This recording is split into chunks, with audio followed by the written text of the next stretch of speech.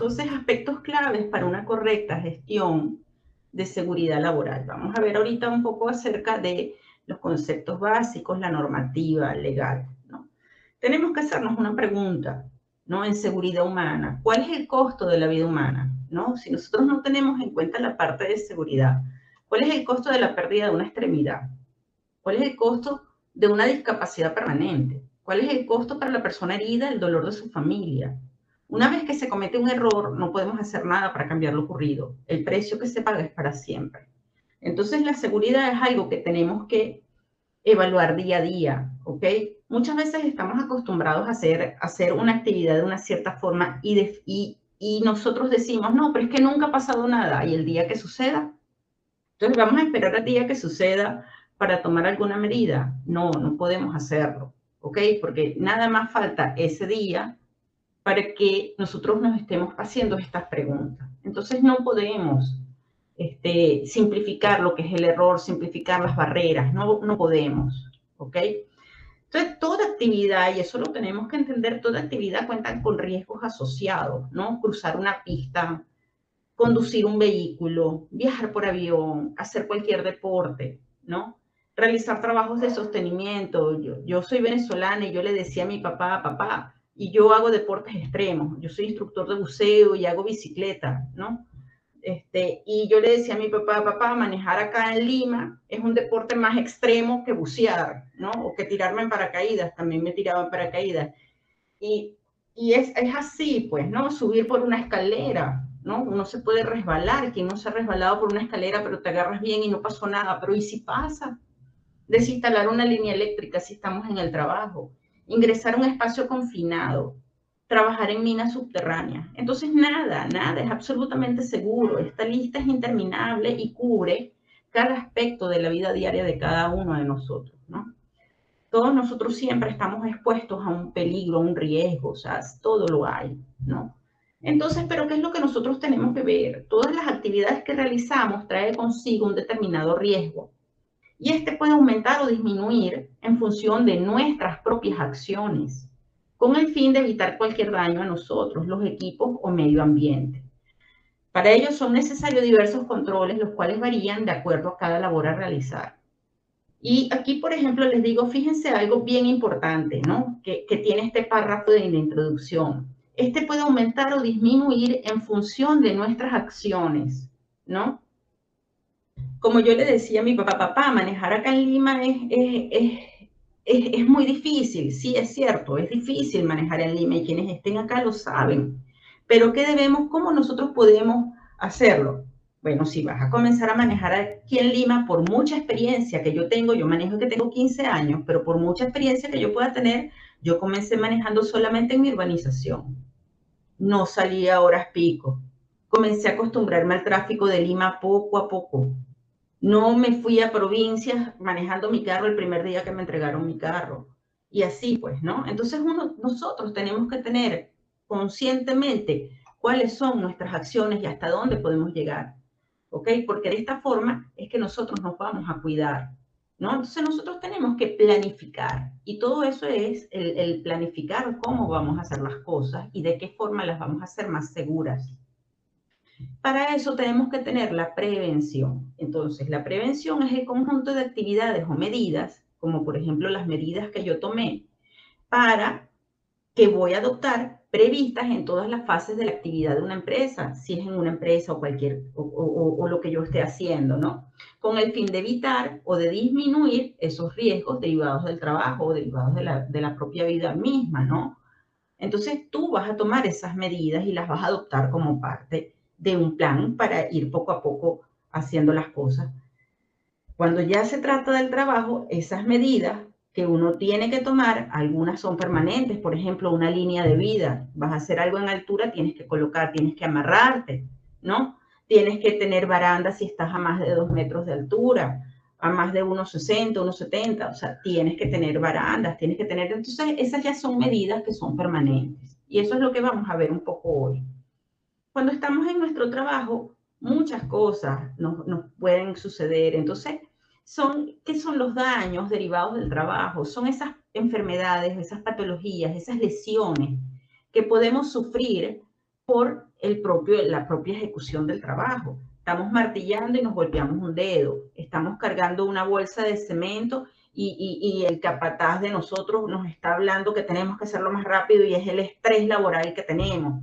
Estamos con una pala, ¿no? Y nos está doliendo la lumbar, o de repente agachados colocando un porcelanato, una cerámica y el dolor en la espalda, ¿no? O que colocamos un muro de elevador para tapar algo y no nos damos cuenta que lo estamos colocando justamente a la entrada de una puerta. Entonces, cualquiera de estas actividades del día a día, nosotros podemos tener pues algún daño derivado de ello. Para todo ello siempre contamos con equipos de trabajo, maquinaria, equipos, aparatos, instrumentos, instalaciones utilizadas en el trabajo que también nos pueden colaborar en que nosotros tengamos algún tipo de daño, ¿no?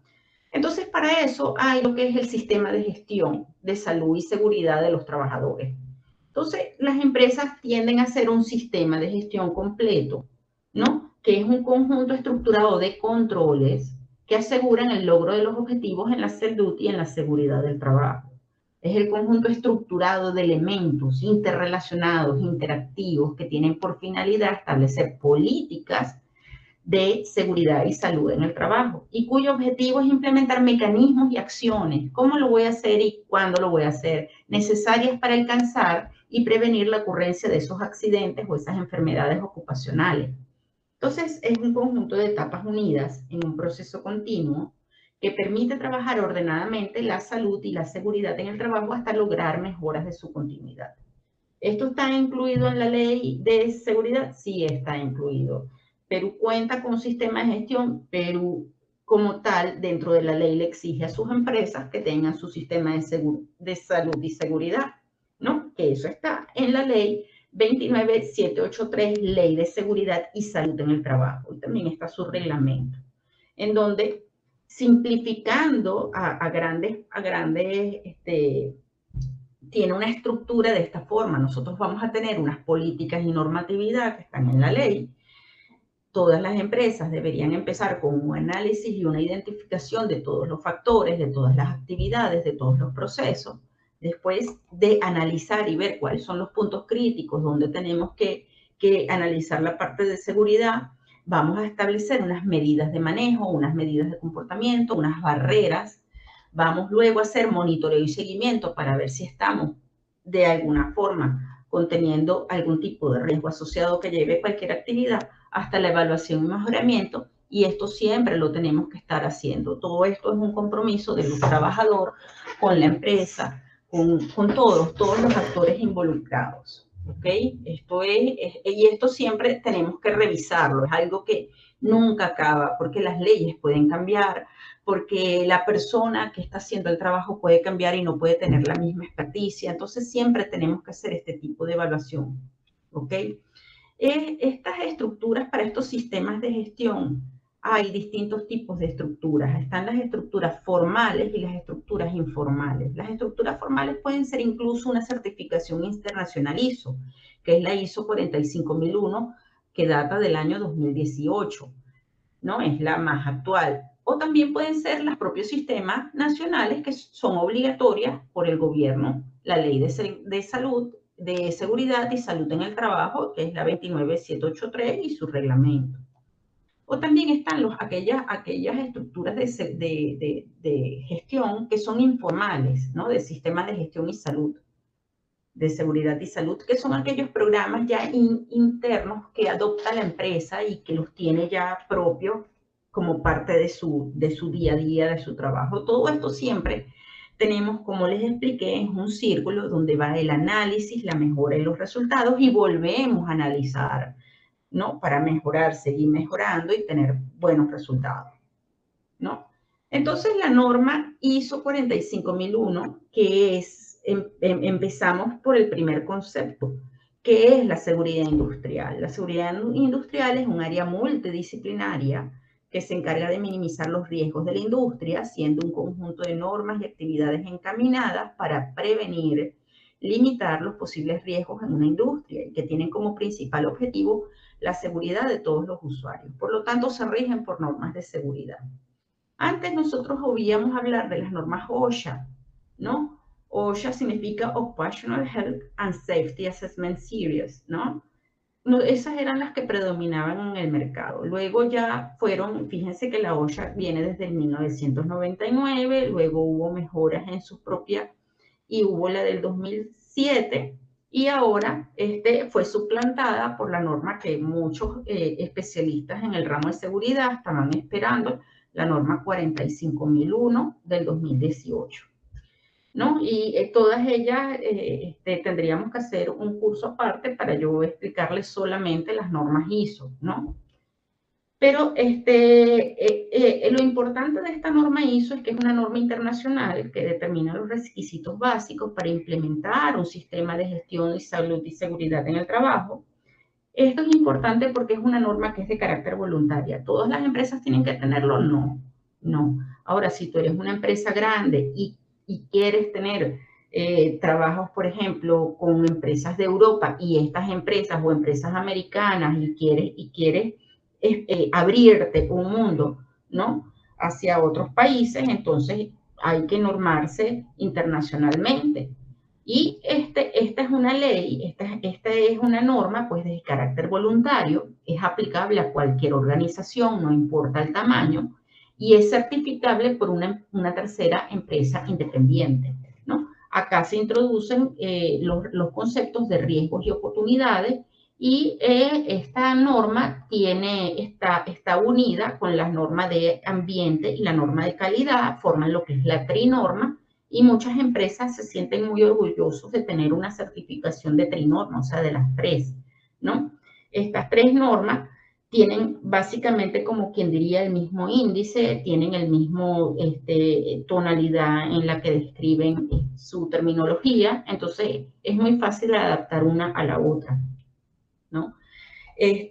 ¿Por qué las normas ISO son exitosas? Bueno, porque ellos tienen estos pilares, fíjense. El liderazgo y el compromiso de la alta dirección, ellos involucran a la alta dirección, ¿ok?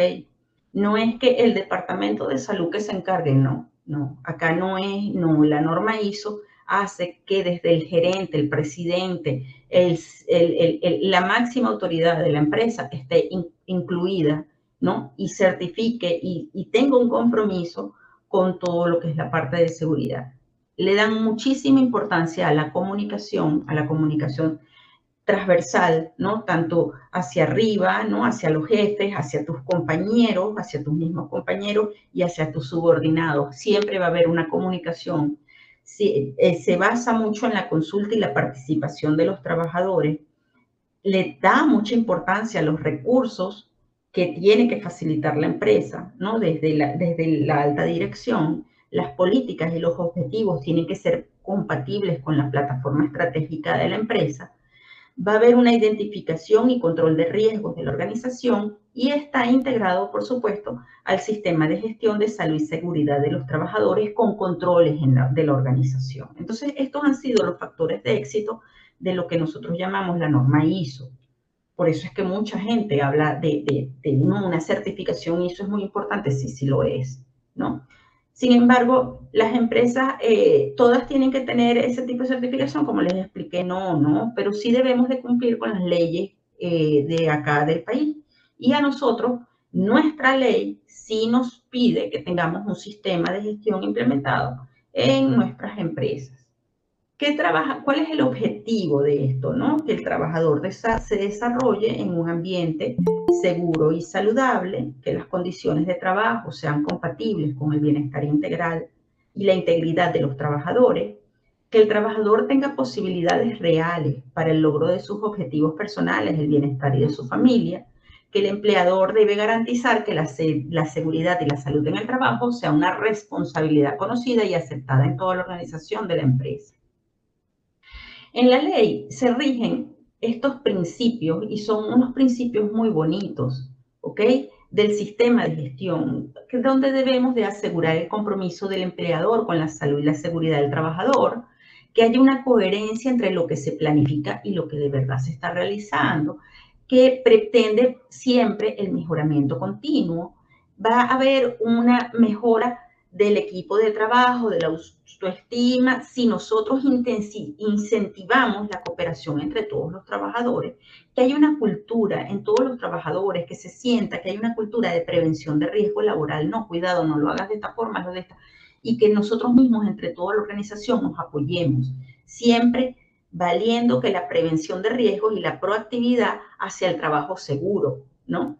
Fomentar, crear oportunidades para alentar la empatía del trabajador hacia los otros trabajadores, ¿no? Asegurar la existencia de medios de retroalimentación desde los trabajadores al empleador en la salud y seguridad del trabajo, disponer de mecanismos de reconocimiento al personal proactivo, interesado en el mejoramiento continuo de la salud y la seguridad del trabajador, entonces no, reconocerlo, ¿no? Se puede colocar en una pizarra, podemos mencionarlo vía web, ¿no? Felicitamos a tales trabajadores que han cumplido mensualmente, semanalmente, ya eso depende como la empresa, pero sí reconocer para que los demás se sientan motivados y haya esa cultura de la prevención, de fomentar la cultura de la prevención de riesgos, evaluar los principales riesgos que puedan ocasionar mayor pérdida a la salud y a la seguridad de los trabajos en las actividades que tenemos que hacer dentro de la empresa, utilizar una metodología que asegure el mejoramiento continuo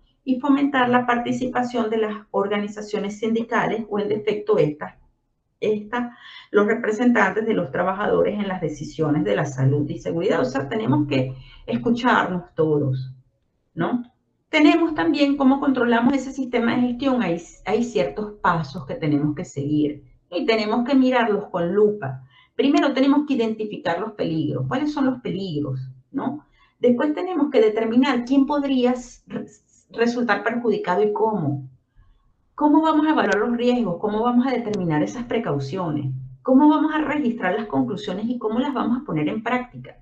Y examinar la evaluación y actualizarla si es necesario, porque nosotros tenemos procedimientos de hacer las cosas, pero los procedimientos están escritos con tinta indeleble, no, se pueden modificar y siempre se pueden mejorar. Entonces, tenemos que identificar los riesgos y evaluarlos y investigar aquellos accidentes o incidentes que hayan sucedido en el pasado. Tenemos que reportar todos los casos. Tenemos que supervisar los trabajos y tenemos que hacer una buena inspección cuando estemos haciendo los trabajos, instruir al personal sobre la forma segura de ejecutar los labores, obedecer lo indicado en las señales de seguridad, utilizando equipos de protección, los EPPs, y realizando los monitoreos de salud ocupacional. ¿Ok? La Ley de Seguridad y Salud en el Trabajo, ella contempla a toda la organización, no solamente a la alta dirección, que es quien tiene que cumplir, no, también el Estado, los empleadores, los trabajadores. Es una ley que es integral, ¿ok? Y su objetivo es promover una cultura de prevención de riesgos laborales en el país. Su finalidad es prevenir accidentes de trabajo y enfermedades profesionales del trabajador. Entonces, ¿qué es lo que tiene esta ley? Esta ley hace un énfasis en el rol fiscalizador y control del Estado. Tiene un deber de prevención de los empleadores y una participación de los trabajadores y de sus representantes. La ley tiene unos principios que son bien bonitos, ¿no? Yo que he visto bastantes principios de otros países, yo creo que Perú es uno de los que tiene más completo la parte de sus principios. Y fíjense, ¿no? El principio de prevención, ¿no? El empleador tiene que garantizar el establecimiento de medios, de condiciones que protejan la vida, la salud y el bienestar de todos los trabajadores, ¿no? Y de aquellos que, no teniendo un vínculo laboral, prestan servicio o se encuentran dentro del ámbito de su centro de labores. O sea, no solamente para los empleados, sino también para los terceros, para aquellas contratistas que de alguna forma también hacen vida dentro de la empresa. El principio de responsabilidad. El empleador va a asumir todas las implicancias económicas y legales de cualquier otra índole a consecuencia de un accidente, enfermedad que pueda sufrir el trabajador en el desempeño de sus funciones a consecuencia de conforme a las normas vigentes. El principio de cooperación, el Estado, los empleadores y los trabajadores y sus organizaciones sindicales establecen mecanismos que garanticen una permanente colaboración y coordinación en materia de seguridad y salud en el trabajo. El principio de información y capacitación. Las organizaciones sindicales y los trabajadores reciben al empleador una oportuna y adecuada información y capacitación preventiva en la tarea de desarrollar énfasis en lo que es potencialmente riesgoso para la vida y la salud de los trabajadores y su familia. El principio de gestión integral, que es cuando todo empleador promueve e integra la gestión de seguridad y salud en el trabajo en la gestión general de la empresa. ¿Ok? El principio de atención integral de la salud es que todos los trabajadores que sufran algún accidente de trabajo o alguna enfermedad ocupacional tienen derecho a las prestaciones de salud necesarias suficientes hasta su recuperación y rehabilitación, procurando su reinserción laboral nuevamente. El principio de consulta y participación. El Estado promueve mecanismos de consulta y participación de los organismos, de las organizaciones, de empleadores, de trabajadores más representativos, de los actores sociales para la adopción de mejoras en materia de seguridad y salud en el trabajo. El principio de primacía de la realidad. Los empleadores y los trabajadores y los representantes de ambos y demás entidades públicas y privadas responsables del cumplimiento de la legislación en la seguridad y salud en el trabajo brindan información completa y veraz sobre la materia. Y el principio, por último, de protección, donde los trabajadores tienen derecho a que el Estado y los empleadores aseguren condiciones de trabajo dignas, que les garanticen un estado de vida saludable, físico, mental, socialmente, en forma continua. Entonces, fíjense que es bien amplio los principios, ¿no? Y bonitos, son hasta bonitos, ¿no? El ámbito de la aplicación de esta ley es en todos las actividades, ya sea construcción, electricidad, agricultura, minería, pesca, hidrocarburos, industrias, transporte y comercio. Abarca todas las industrias, ¿ok? Cada una de estas industrias pudiera ser, como lo pueden ver abajo, que tienen su decreto o su resolución ministerial independiente para cada una, ¿ok? Ya porque son actividades específicas, pero siempre basándose en la ley. Entonces, ¿para qué es importante? Importante entonces es la implementación de este sistema de gestión, ¿no? De la salud y la seguridad en el trabajo. Y para ello tenemos distintos ámbitos que debemos estudiar. El estudio de la línea base, que sería el I+C, que el I+C es la identificación de peligros y la evaluación de riesgos y controles. Eso es I+C, ¿ok? Antes era hiper porque no incluía la palabra control. Ahora es I+C porque se incluye la palabra control para siempre garantizar la mejora continua. También está la parte de definir la política, los objetivos, el supervisor, el comité de seguridad, porque tiene que haber un comité de seguridad integrado por ambas, tanto por el trabajador como por los empleadores, ¿no? Entonces, a todos hacemos un grupo donde haya el mismo número de personas por ambas partes, ¿no?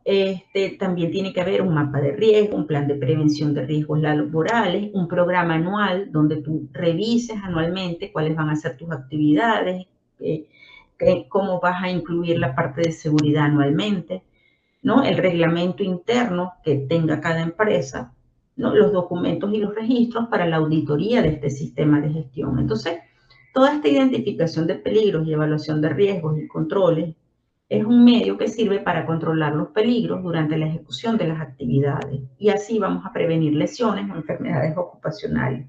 Esto va a traer distintos tipos de beneficios de ahorro, costos sociales, costos económicos de una empresa o organización. ¿Por qué? Porque si tú haces que el trabajo sea seguro, vas a garantizarte que esa persona no tenga un accidente y obviamente te va a salir mucho más rentable, ¿verdad? Que esa persona no tenga un accidente y cubrirle todos los gastos médicos a una persona que trabaje con salud, con seguridad, ¿no? Este programa anual de salud y seguridad es muy importante. Tenemos que analizarlo anualmente, ¿no? Ahí está la parte de la alta gerencia y el comité de seguridad, ¿no? Este programa, ¿por qué? Porque siempre tiene que estar en cumplimiento con la legislación vigente y primordialmente para velar por la integridad de las personas y también de los recursos más naturales.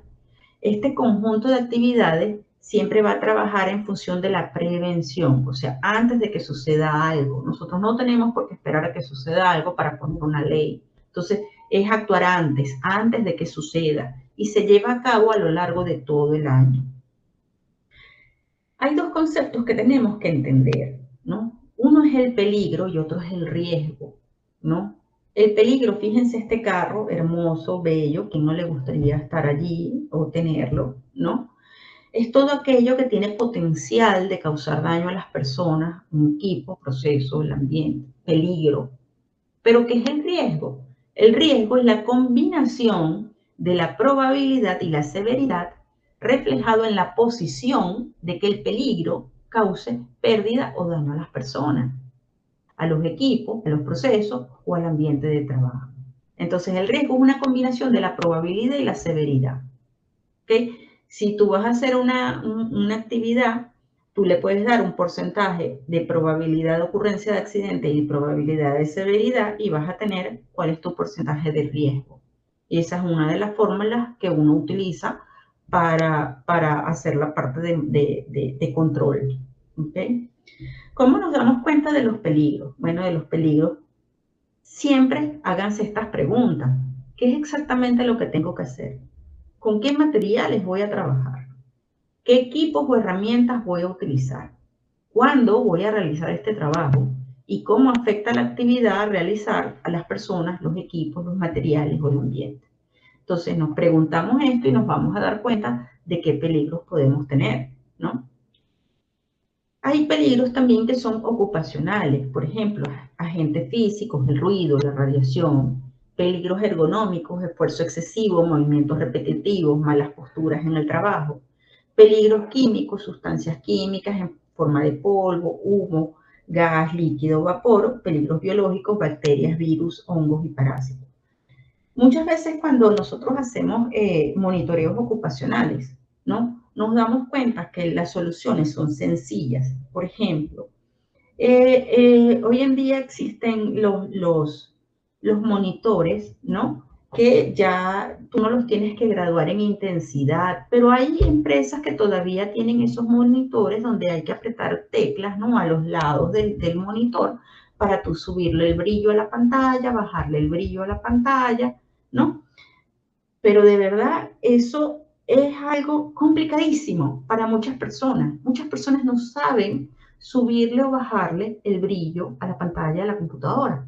Entonces, la vista se acostumbra a una mala iluminación. ¿Por qué? Porque no sabes manejar el brillo de la pantalla, ¿no? ¿Qué sucede? Entonces, allí tú estás ante un riesgo, un peligro ocupacional, porque te estás a largo plazo, te estás haciendo daño a tu vista.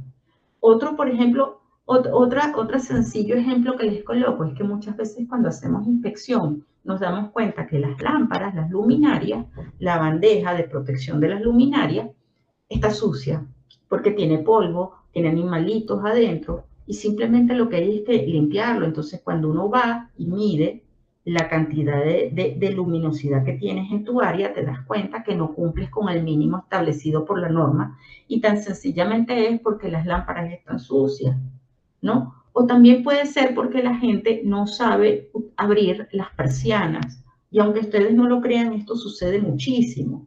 Cuando uno va a abrir las persianas, ¿no? Esas que son laminitas, una laminita sobre otra, estas laminitas van agarradas de 3 hilos, ¿no?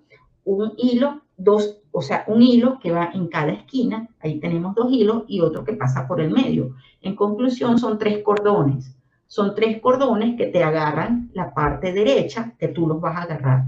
¿Qué pasa? La gente, como no lo sabe maniobrar, trata de agarrar un cordón, el otro cordón, el cordón del medio, y lo hacen como que si fuera un titiritero, ¿no? Como que si tú estuvieras manejando un títere. Entonces, ¿qué pasa? Sube de un lado, baja del otro lado, y la persiana termina como que si fuera un títere, pues, ¿no? Arriba, abajo, y no sube y baja de forma igual, ¿no? ¿Por qué? Porque estás agarrándola mal. Entonces yo lo que muchas veces hago es que les hago un nudo y les digo a las personas, la vas a agarrar por este nudo, vas a agarrar las 3 a la misma vez, ¿no?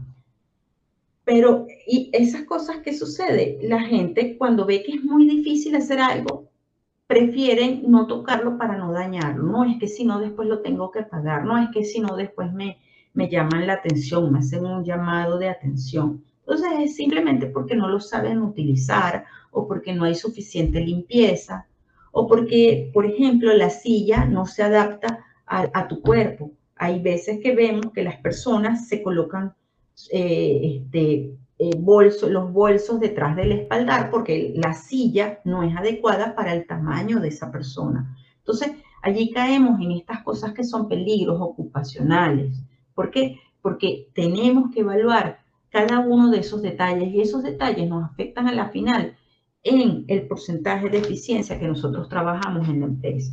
Y se ha demostrado que una persona que no esté 100% cómoda en su lugar de trabajo, con una silla bien, con una luminosidad correcta, con el espaldar correcto y posicionado, una buena postura al tú sentarte en la computadora, tu rendimiento puede bajar hasta un 40%, tu rendimiento laboral, ¿no?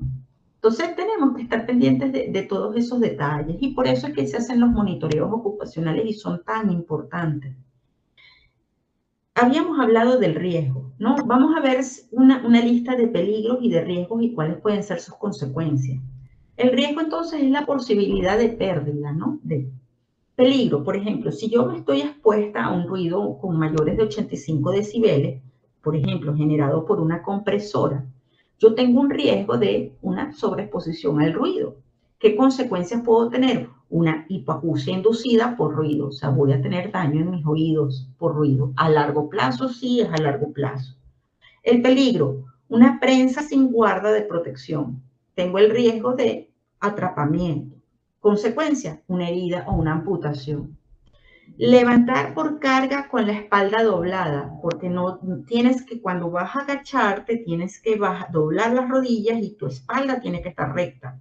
Entonces, si tú levantas con la carga con la espalda doblada, vas a tener un sobreesfuerzo en la zona lumbar y puede generar como consecuencia una hernia o una lumbalgia.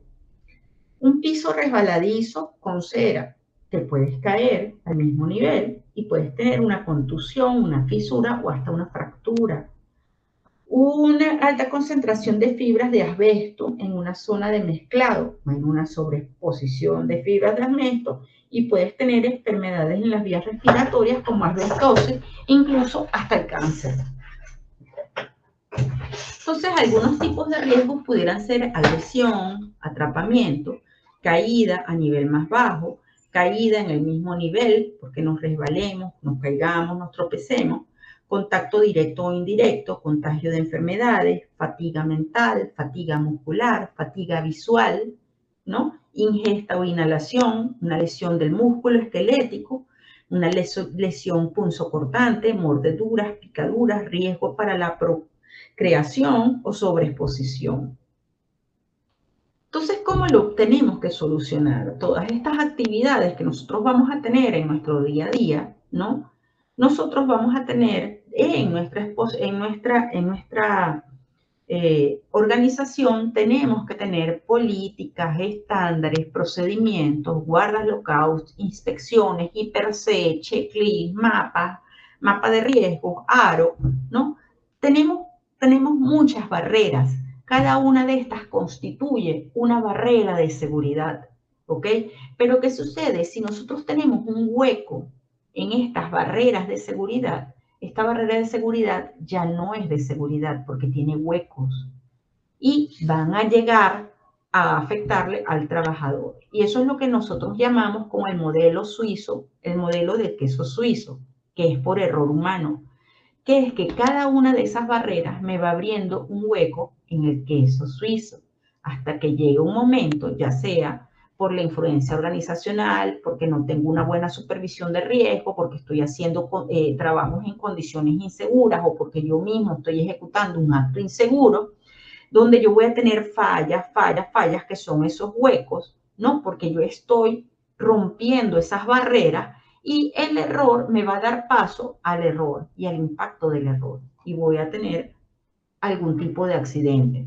Entonces nosotros tenemos que evitar que se nos rompan esas barreras de seguridad, ¿no? Eso es muy importante en la parte de seguridad.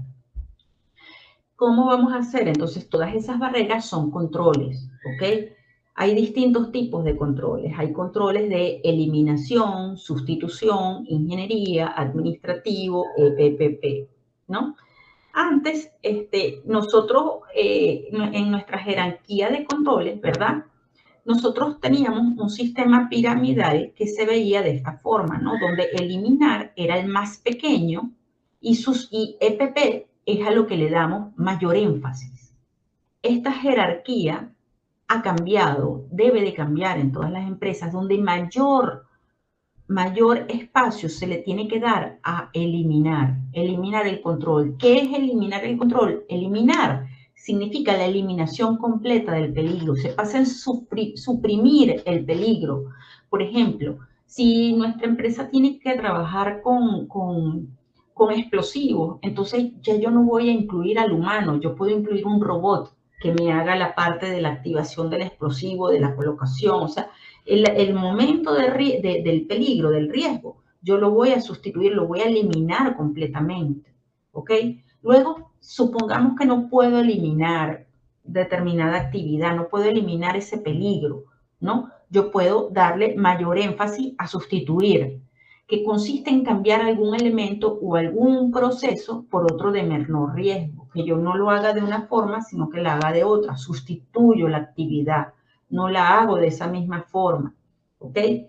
También puedo hacer controles de ingeniería, donde yo voy a modificar una estructura, un diseño para separar al trabajador del peligro, ¿no? Yo puedo hacer controles de ingeniería, por ejemplo, cuando en las empresas se trabaja con polvos muy pequeños, donde hay material particulado de suspensión y uno tiene mucha inhalación de eso, entonces, ok, te vas a poner tu máscara, pero tú también puedes hacer controles de ingeniería colocando aspersores en la máquina, comprando una máquina que tenga una mayor aspersión de lo que está en el ambiente y de esa forma vamos a tener un control de ingeniería, ¿no? Y estas tres, eliminación, sustitución y control de ingeniería, son barreras duras. Son barreras duras porque nos ayudan a que el peligro o daño esté mucho más lejos de nosotros. Y las barreras blandas son la señalización, ¿no? Sería lo que sería la parte administrativa, que son todos esos procedimientos, manuales, señaléticas, que van a reducir la exposición al peligro, ¿no? Donde nosotros implementamos algún tipo de control, controles administrativos de alguna forma.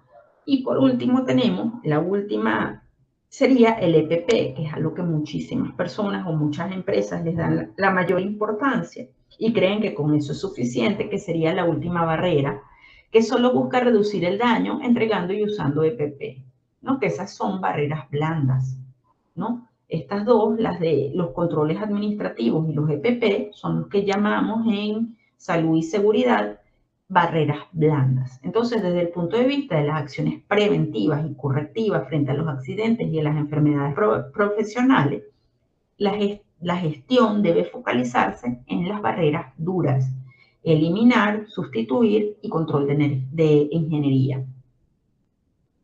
Obviamente, vamos a ver que si nosotros aumentamos la eficacia, vamos a llegar a controles que son las barreras duras, controles rígidos.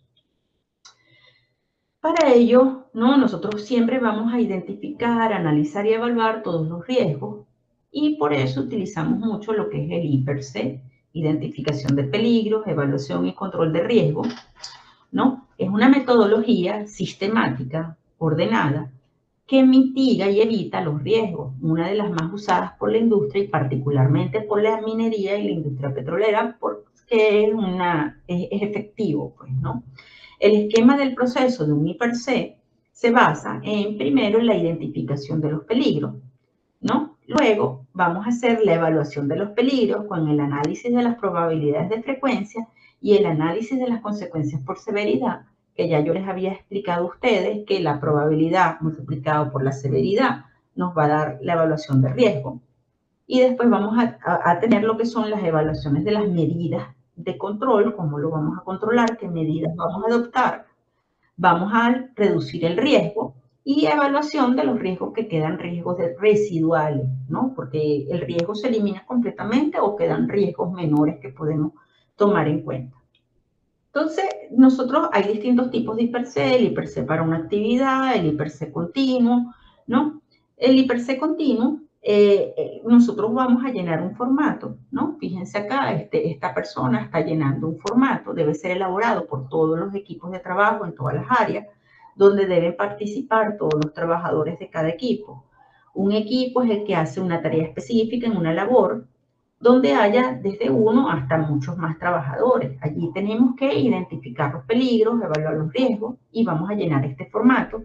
Allí vamos a definir los controles que vamos a emplear.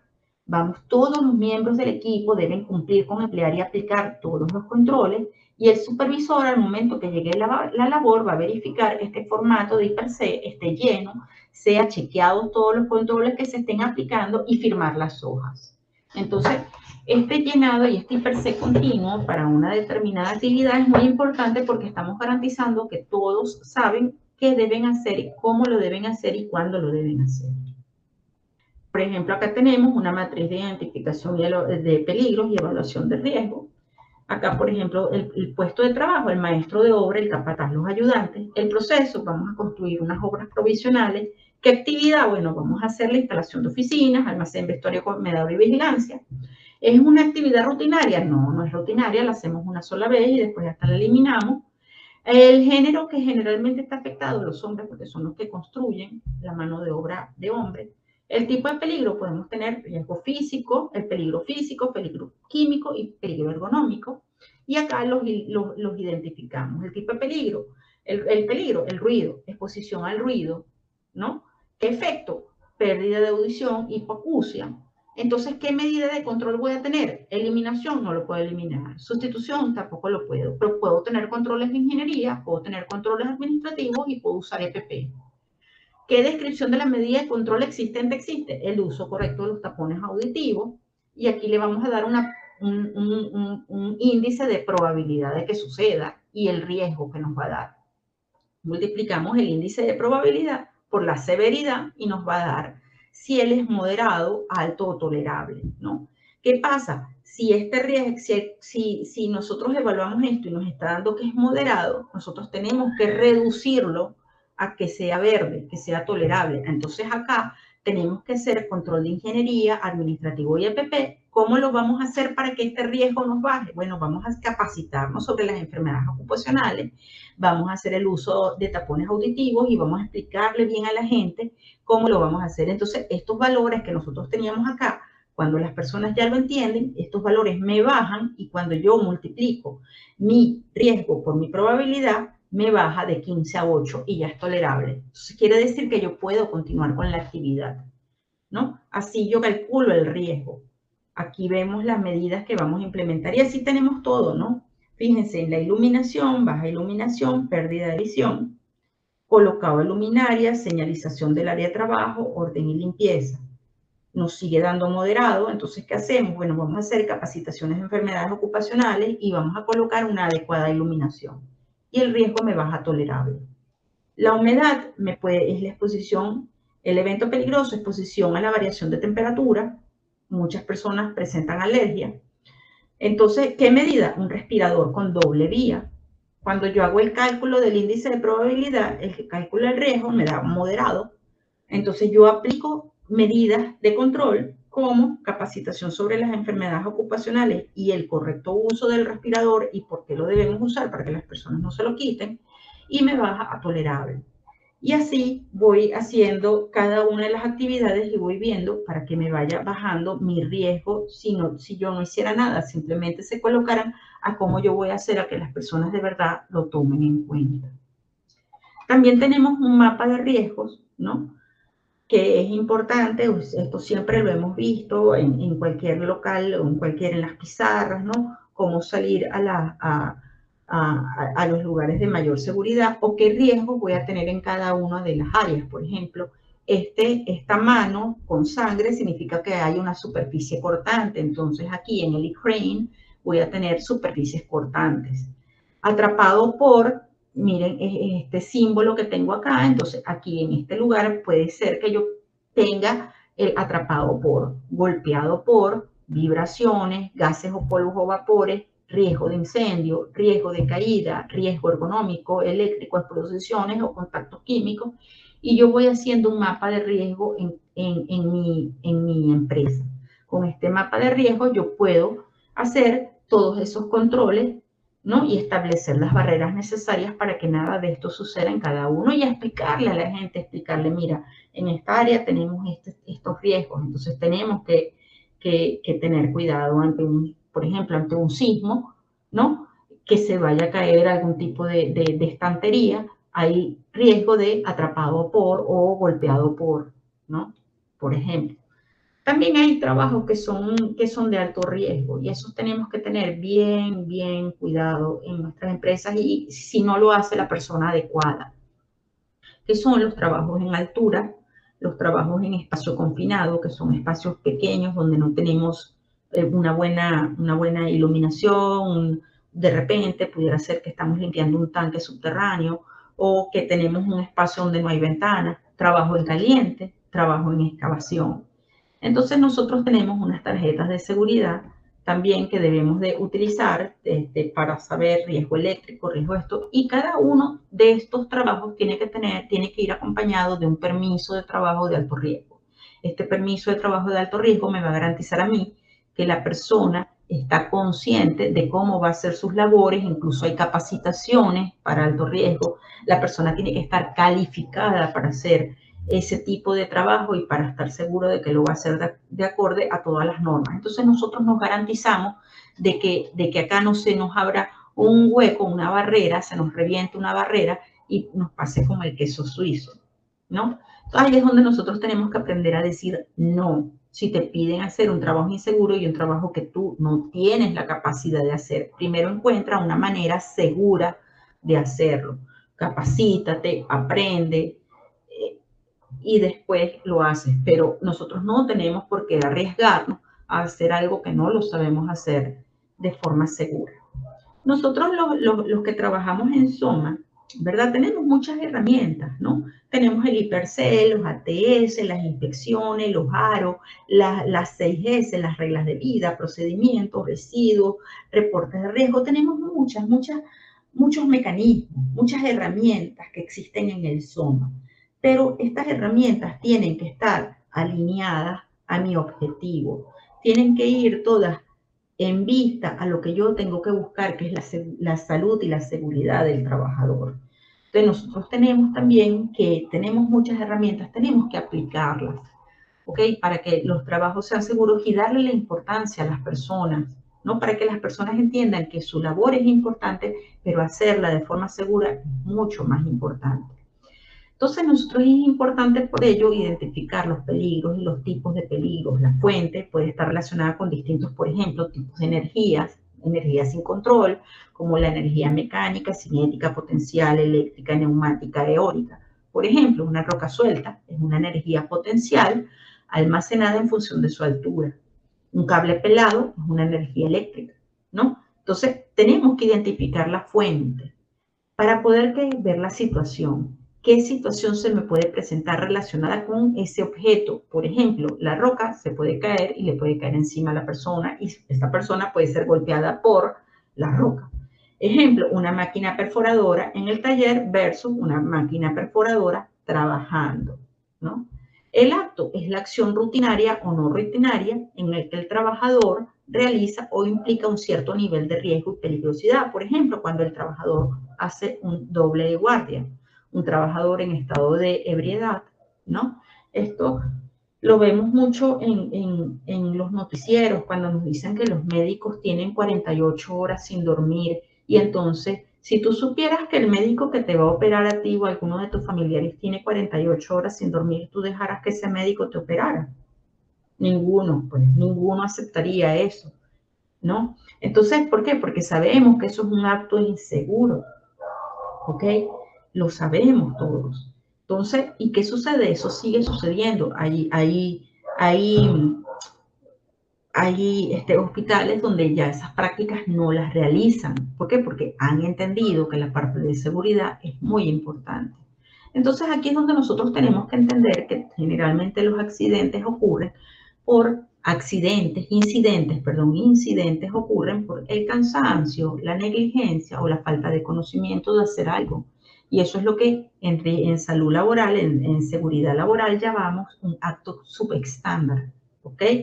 La persona está cansada, la persona cumplió años anoche y se tomó unas birras y entonces está cansada porque se tuvo que levantar temprano y tuvo que manejar, por ejemplo, ¿no?